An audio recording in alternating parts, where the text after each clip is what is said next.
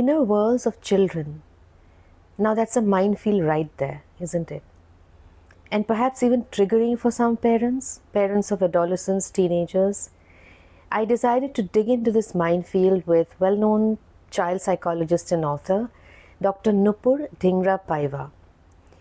She's a Delhi based psychologist and she's the author of the book Love and Rage The Inner Worlds of Children. Now, the book first came out about a decade ago. I had picked it up then. I was a new mother and it helped me a lot. So I decided to reach out to Dr. Paiva. Her book has a post-pandemic version as well. We talk about it.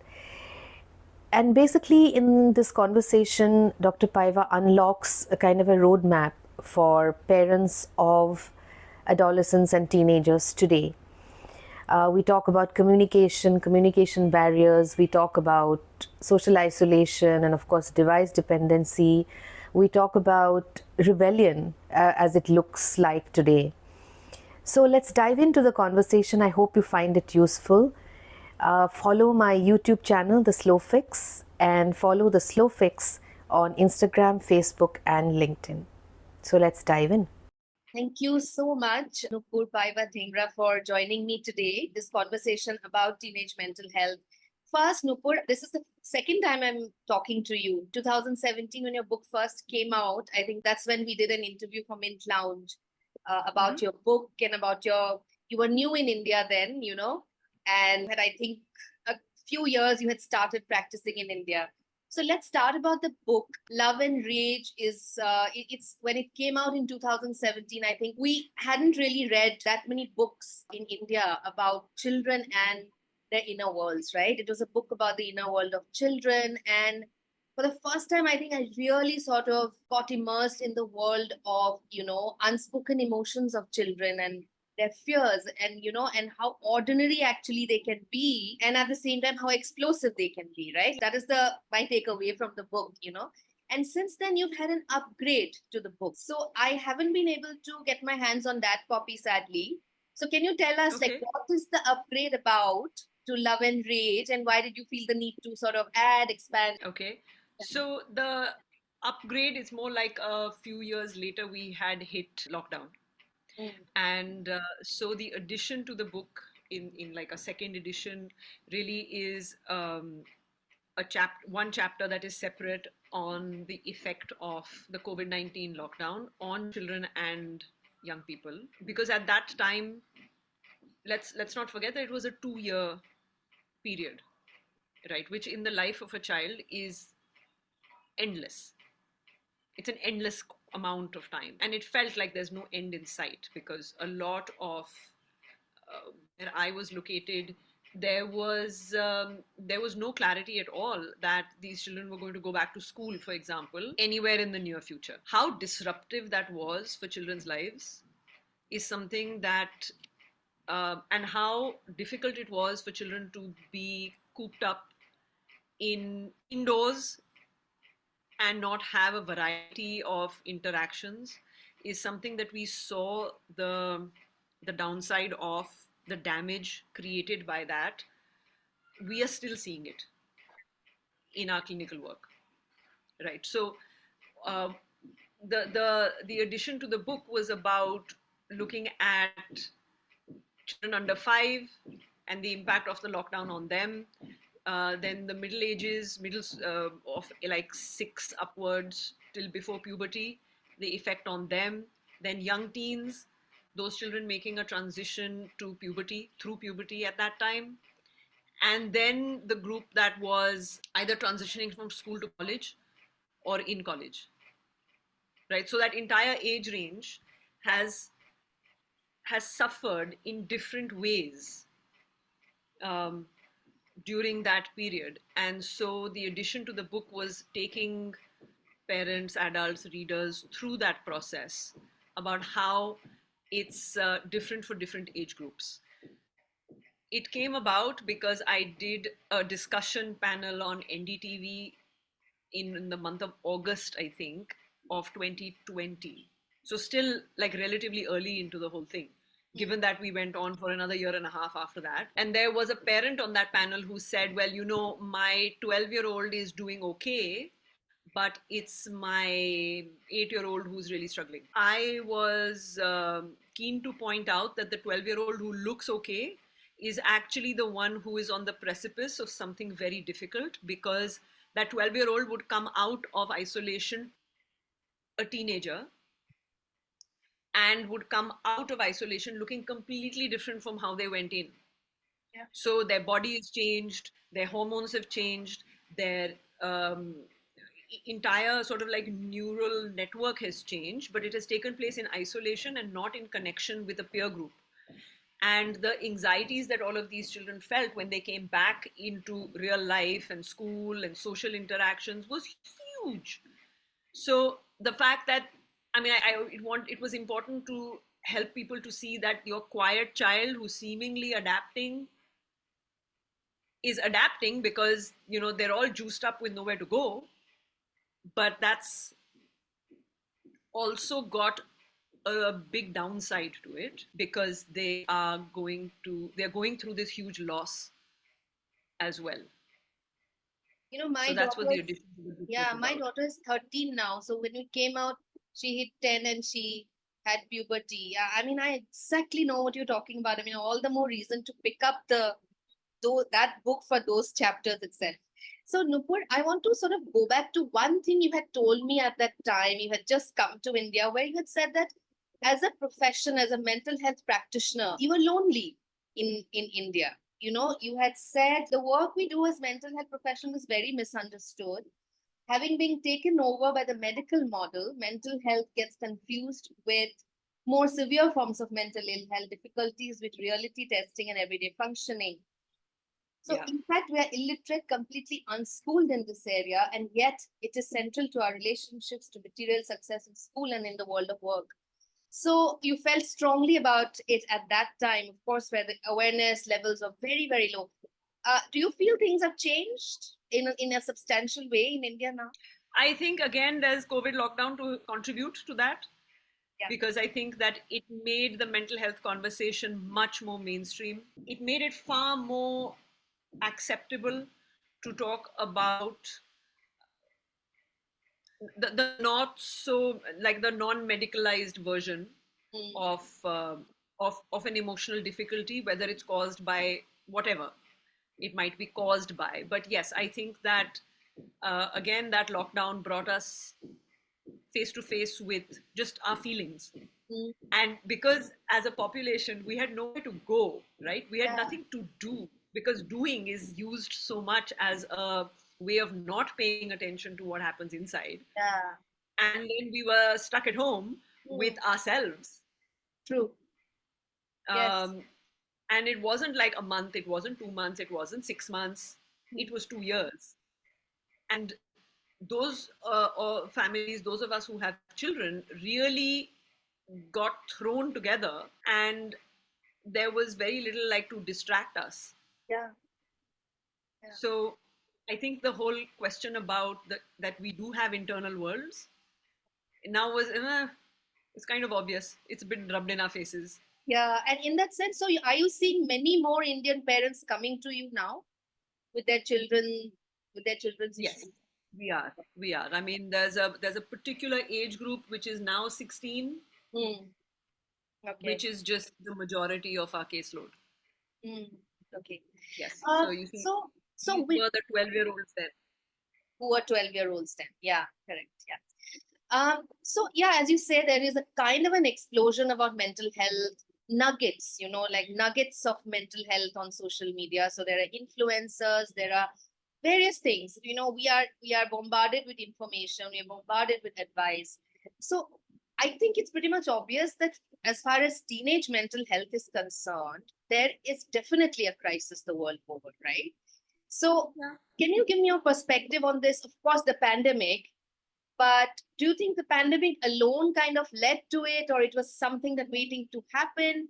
How do you see this crisis, growing crisis? Um, I'd say that it is really too complex to answer just like that. There are multiple factors, some of which are uh, generational, in as much that it's been coming simply because of how society is changing. I can speak with a greater authority for urban India, right? Not so much rural India.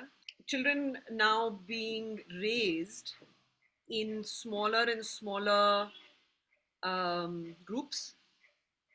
So rather than having um, a larger, whether it's a family network or a community network or a mohalla, Hmm. which of a neighborhood, which Yeah. becomes a network, right? Like they say, it takes a village to raise a child, right? Yeah, it's that old saying. Yes. Yeah. And the firstly, so we have to look at it contextually. Hmm. People are raising their children away from where they were brought up. Right. People are raising their children away from the social networks that they had growing up, the family networks they had growing up. Right. So if you live in a high rise in Gurgaon or in Mumbai or Ahmedabad or wherever, and you don't have a family network because you've moved there as professionals or some such thing, then it's a very lonely experience Yeah. for the parent. Hmm. And raising children, and I'm talking from like infancy onwards, parents need networks. Parents need that. Parents need support networks of each Yeah. other as a community, whether it's in the park or whether it's in the school, uh, or whether it's a local neighborhood, whatever becomes a hub. So one, I think, is that kind of isolation and everything's happening in smaller and smaller Hmm. nuclear lots. No matter what we do and how much we do, it's limited. So that's one lot. The other is that as a result of that, the interactions with people of many ages is reduced. So they are in a classroom, it's a similar age group. There isn't a multi-generational interaction of people of many ages, small, like kids or uh, younger cousins or older cousins or mentor, somebody who could be a mentor, someone who you could look up to, someone you could learn something from, and then like the elder generation. So there are these two generations and they're kind of like stuck with each other. Yeah. Yes. And but at the same yeah, but at the same Not time, enough. yeah, true, true. Um, so that's the other thing. Hmm. The third is that because we are in social situations where we feel less and less safe to let our children be, Yeah. they have very over controlled environments. Hmm. Um, and as a result, it raises everybody's anxiety, the parents' anxiety as well as the child's anxiety. So we're not giving them a context in which they can just learn by doing, and we only learn by doing. So most of what we see is like high anxiety issues, uh, where children are like ruminating, overthinking, spending a lot of time in their heads. The Yeah. thing is that our entire education system prioritizes using your head. Right now, a head is not a bad thing. I'm all for heads. I like mine as well. And but it's not everything. True. So we don't create enough contexts for them to be able to learn by doing, whether it is through play, because that's the first way that children learn, by doing, or as a young teenager to do small things like have little bits of independence, going to the shop or traveling outside the neighborhood to like get something, run some errands. Right. Hmm. The pressure is all about learning from a text. That doesn't build confidence. What builds confidence is doing and then having the result of that. So whether it's a social interaction where we learn by doing, or it's a task that we learn by doing, so that's becoming less and less, and it's going more and more into a screen or more and more into something virtual. The Right. trouble with virtual is that it doesn't do the same thing for our entire like embodied experience, whether that's the nervous system or the muscle structure. Yeah, so it's very limited. The device, of course, is the villain all over. Parents, it's the villain. But I mean, there doesn't seem to be a collective will, so to say, to sort of deal with this issue, right? I don't know how. I mean, I'm a parent. I'm completely at a loss, like all parents. Is it? Yes. Uh, And how do we yeah. blunt its effects, and if at all we can blunt it, and how do we go from here? So, Sayukta, really, this is an ongoing thing. It's Yeah. an ongoing thing in my household on a daily basis as well. Don't give your child a personalized device for as long as you can manage. We agreed to give our older child a phone at the age of 15. I personally would have liked to delay it for another year. She needed it in as much that she needed, because she was spending, she had things like practice to go Mm. to, or if she was out at a football match, she needed a way to contact us. We could have found a way around that didn't involve a smartphone, Yeah. right? But nothing short of a smartphone does the job anymore. Various things, and we agreed to do it at 15 rather than 16.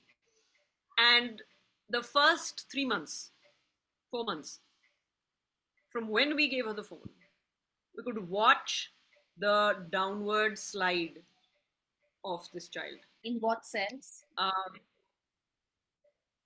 Becoming quieter, mood going up and down, much more time on social media, obviously. Um, which is not to say that the child was not on social media before, but it required a full like desktop, this, that, Mm. right? The instant gratification of having it in your pocket Yeah. completely changes things. One of her main issue things was that she wanted the phone to be able to have music. Okay. But it also meant that now that music was on a headset, and further cut everybody off. But because it was at 15, there were times where she could herself say, take this away because I can't focus. During her exams, for example, she uninstalled a bunch of apps Right. because she could see how they interfere with her, right? So the thing is that the younger child, the younger a child has access to all of this, um, the harder it is for them, because they are not, we can't expect them to self regulate. I mean, adults suck at it. At the same time, I suspect adults are kind of okay with giving their kids devices because it keeps them shut. It has a numbing effect. And so your child isn't actually any trouble, honestly. But at the And, same time, relationships become strained, right? Like you don't talk much about your emotional life, about moments like those little hugs, the hugs, the just doing nothing, like laughing, like just being silly together. It cuts into those times, isn't it? Like that it cuts that into is everything. everything. Yeah. It cuts into absolutely everything, because then the person who's on the phone is not here, they are elsewhere, Hmm. right? So again, it's a mind thing, it's not a full body experience in the here and now. So, Go on. Nupur, if there was, if you could pinpoint, given that you are counseling with so many children of this age, and you're in this world, you're immersed in this. Um, do you think there's any kind of a defining quality about this generation that we can say? Like a lot of people tell me the defining quality is they don't like authority. They don't think their parents know that much. They just want to defy authority. Okay, that's one thing I have heard. Several things like that. Do you think there's one characteristic like that? And how do you see this generation growing up to be adults? And how will they sort of be? You're inviting me into a prophecy, Yeah, please go which, ahead. Speculation, yes. prophecy. No, Let's do no, it. I, Yeah. I'm not going to fall for that one. Okay. But I'll just share something with you about a Yeah. family I met today, Yeah. where the parents came in. They were very concerned because their young teenager was reportedly very into makeup. Young female child, very into makeup, and has done a whole lot of research. Is very absorbed into the products and the state of her skin and etc. And knows the difference between this kind of lipstick and that brand and this Mm. cream and that. Yeah. About the way this kid was around this issue, and it was making them angry, and they were trying to control it. Okay. Mm. Now, of course, like every parent knows, it's a will battle at these ages, right? And early teens are not that different from toddlers in terms of will battle. Mm. So there's a boundary, they're going to break it. So this child she wanted to cut her hair and have a haircut, and the mother said that she just had a haircut, and so we'll wait 3 months. So this kid was like, okay, I'm cutting my own hair. Okay, she's telling her mother. She shut the door, she took her scissors, she cut off 6 inches. Okay. Yeah. Okay, Totally right. believable. So, Yeah. yeah, mom is horrified. Yeah. She thought it was absolutely outrageous. You want to give her a slap. The issue here is that this child is saying, look, there are things about me that are not in your control. She's very happy with her teda meda haircut. Yeah. Yeah. I totally get that. Yeah. We could say this, the father says that, this child does not like authority. Yeah. If I say, look, it's time to go to bed at 11 o'clock, she will say, no, no, give me 5 minutes. Then I'll give her 5 minutes. Then she says, no, no, give me 10 minutes. Then I got 10 minutes. Then when I say, okay, now it's time to go to bed, and she's like, no, no, I need another 10 minutes. He's like, no, now it's time to go to bed. And if he's loud, she will start to cry. Yeah. And that is interpreted by father as she doesn't like to be told no. Now, the fact is that none of us do. So this generation is not anywhere different like that. Yeah. Okay. Right. That's one. Then he said a very interesting thing, that he said she's not interested in, like, general knowledge, politics. She doesn't know the names of states of the country. But she knows all of this about makeup and this stuff about brands. She's done all the research and she's very knowledgeable about it. Okay. So as we are having this conversation, it emerges that the parents have also a very nice relationship with this child, and they have very wonderful interactions also. It isn't only about all of this willfulness business. And then the mother realizes that actually she has rules that she has made for herself, and she lives by those. And it's really difficult to notice that actually her kid is not like her, which is actually just a statement of fact. Her kid is not like her. Yeah. She's an individual. She's not her. Yeah. Yes. So the discomfort is that this kid actually knows her mind. Yeah. So at one point, I said, we don't know where this is going to. Oh, yeah. She wanted to buy a very expensive something hair dryer related. It was a device. And her mother said to her, look, I don't have that kind of money, but you can work at X, Y, and Z and you can earn it. So the child is doing X, Y, and Z in order to earn the money to buy that thing. Okay. So I said to this mother, no. So she said, that's actually really good, because maybe one day she will be able to do this about or towards something more appropriate. So I said, just notice that you are taking the attention away from the value that this child is inculcating. This is a way of life, as a set of values. You're focusing on the thing. Yeah. You're focusing on that this is about that. But no, look at this, the way in which this child is saying, I will take accountability, I will work hard for it, and I will earn this because I'm clear that I want it. You don't want that device. Yes. Is totally projecting your wants to the child. Yeah. We do that all the time. Yeah. Then they were able to say that actually, one thing is true, that this child is very clear and she's willing to work hard towards what she wants. That's a sign of mental health. Right. True. You are clear about what you want, you're willing to put in the effort, you're willing to work for it, and you're happy you're doing it. True. It's not my thing, it's not mom's thing, but it's this kid's thing. Mm. So I said tomorrow this could be moved towards anything else. She might decide that she wants to open a makeup business. She might decide that she wants to learn how to become a makeup artist. It could go anywhere. Or she might change her mind and say, actually, I'm over it now. I'm done.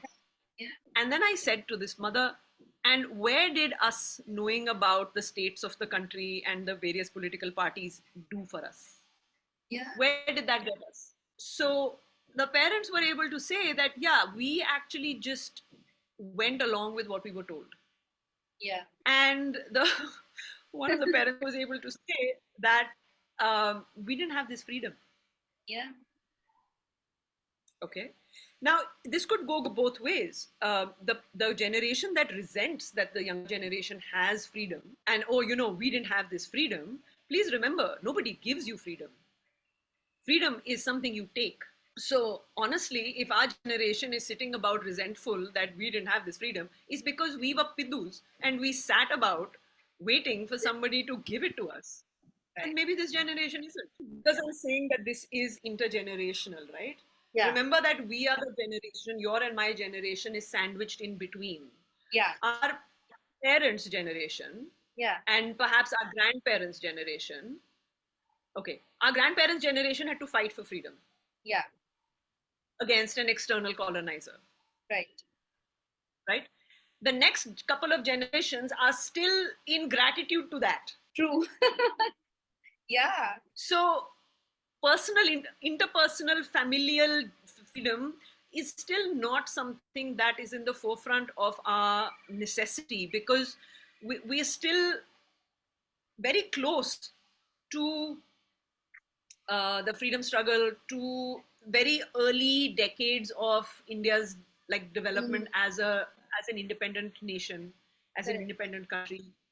There was so much that was under construction.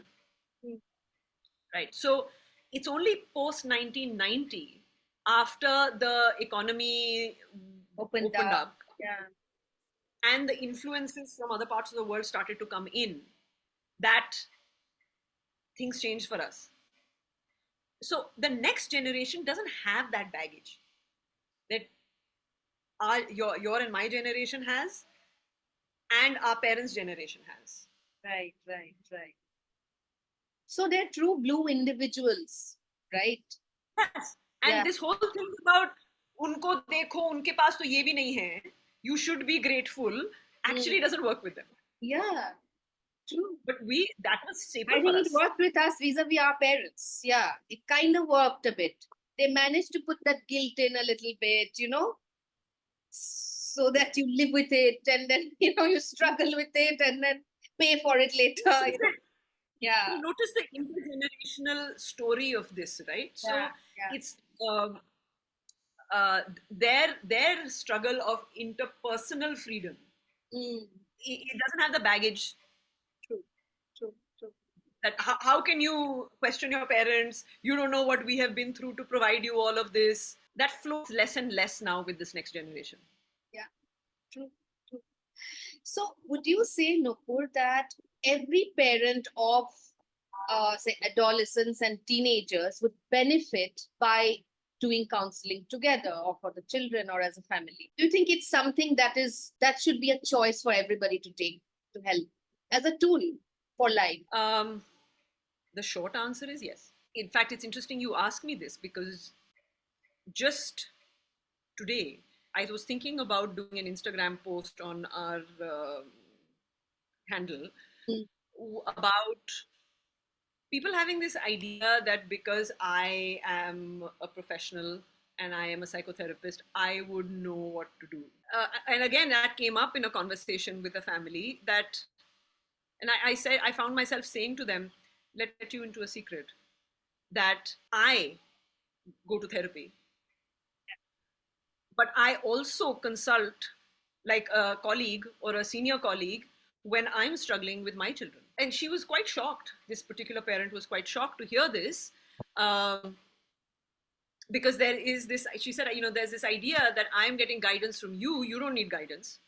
This isn't about, I was not like born having some extra brain part that you don't have. All of this is built, and I'm as human as you are, and the struggles are real. So um, I'm just thinking about how much it helps me to have a conversation with a professional. Now, it's a different matter that they're my colleagues. Yeah. But where I am the parent. Yeah, and when it comes to your own, it's difficult to be objective, isn't it?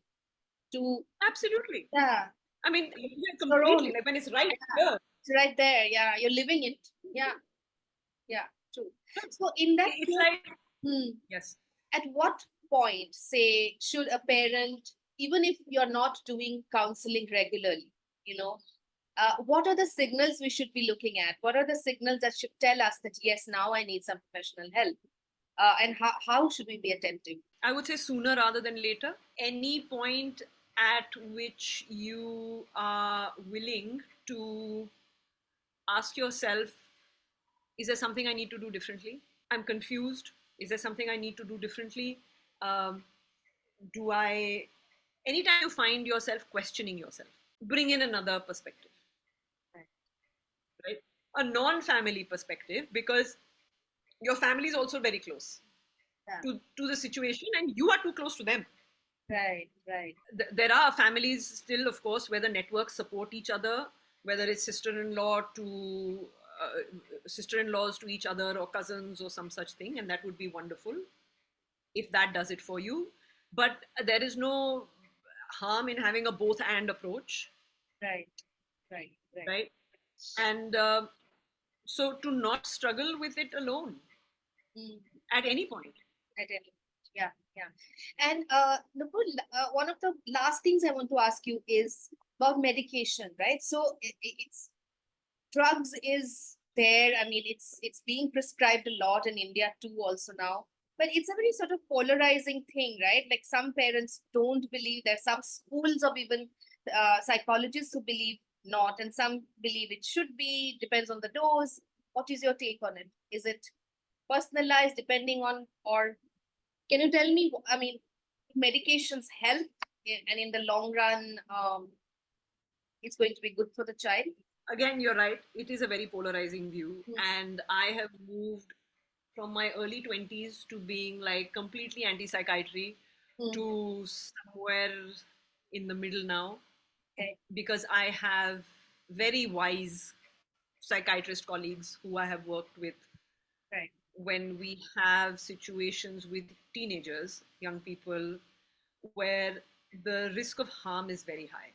So in those cases, in those situations, the support of the medicine is that it dulls the edge of the distress.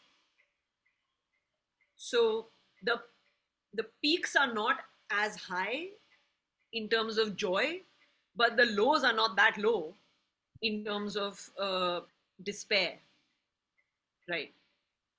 By no means is, all the research is very clear. The most effective is a combination of medication and psychotherapy. They've done this again and again, and that it's a combination that works the best, because the medication allows for, when distress is extreme, to reduce it to the point that psychotherapy can make an entry.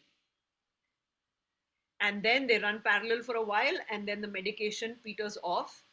The psychotherapy continues before petering off. So medication is for weaning off. I think it's important that for me, it has been to understand things like dosage, things like the purpose of it, what it helps with, what it makes worse.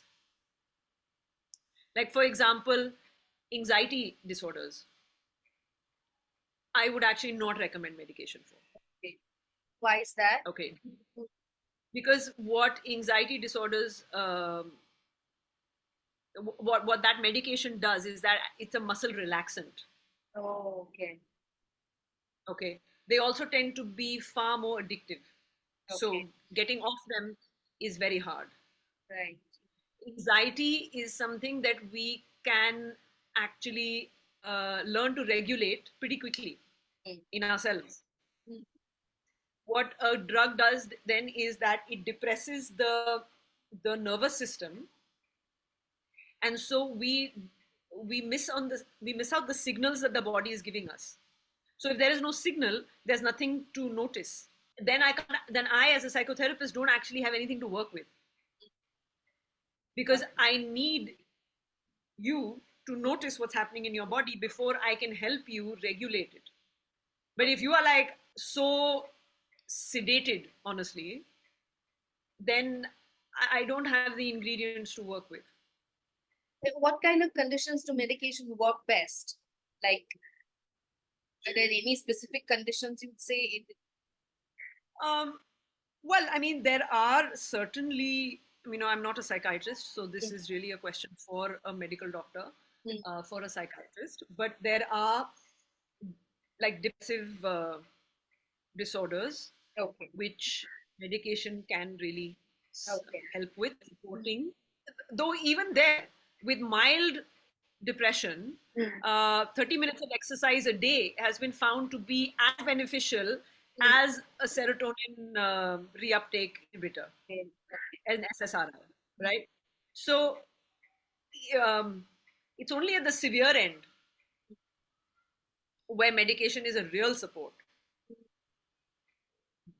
And the idea is to get the person to come into the mild to moderate part so that other life aspects can be introduced, which are just part of health.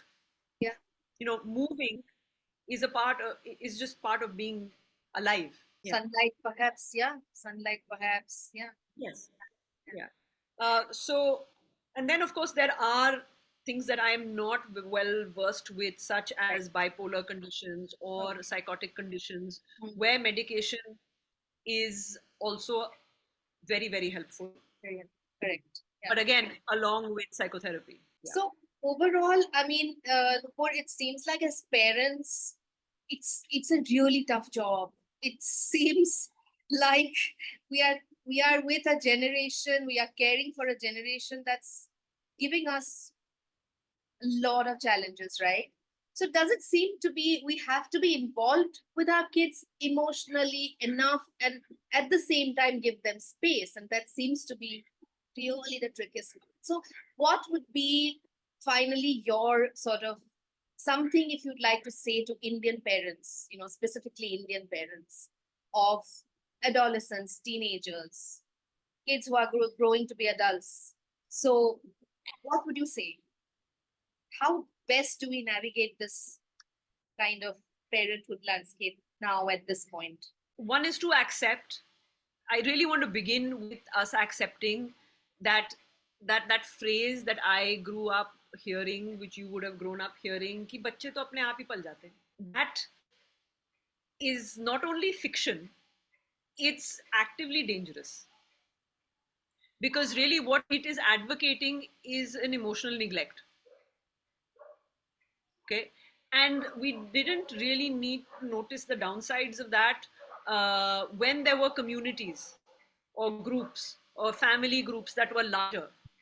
Okay, you didn't notice आपका बच्चा था कहाँ, लेकिन कहीं ना कहीं तो था ना. Yeah, वो अपने आप नहीं पला है. true. Yeah, this is a fantasy that we are being fed. Okay, so when we as a generation that is finding it a struggle or a challenge to raise our children, when we go to the generation before us, they say, I don't know why you're making such a big deal about it, बच्चे तो अपने आप ही पल जाते हैं. That is like, honestly, in today's language, I would say we are being gaslit. We are being told that this is not an issue, you just like seeing things. Yeah. Problem is with you for thinking like that. Yeah. Yeah. Yeah. But the fact is, the world has changed.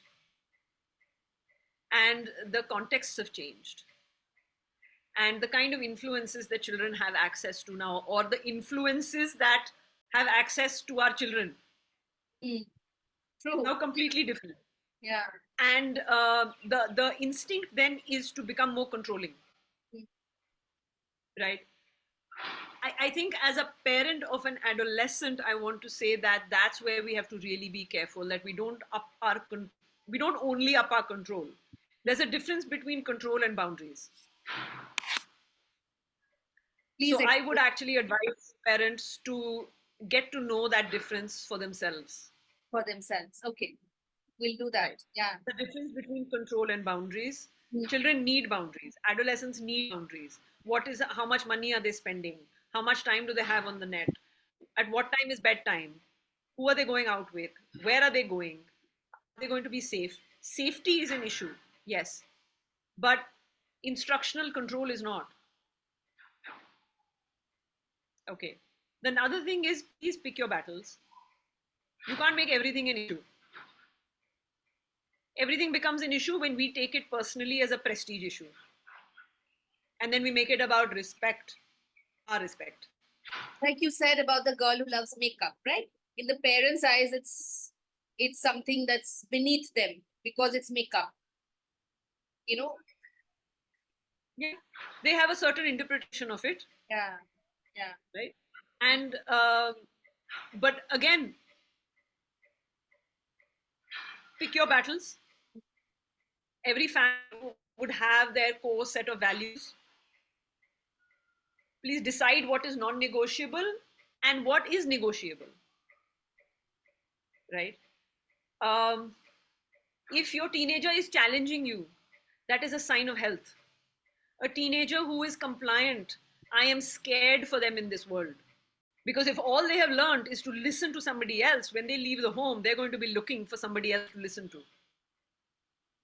You have not supported them to have a mind of their own. So the child who has a mind of their own might be a pain in your neck, but it's a sign of health, it's a sign of capacity, and you are the safest person for them to practice it with. If they Amazing. can tell you off, Yeah. then nobody else is a problem. Then they'll be able to look after themselves. And they are bully proof.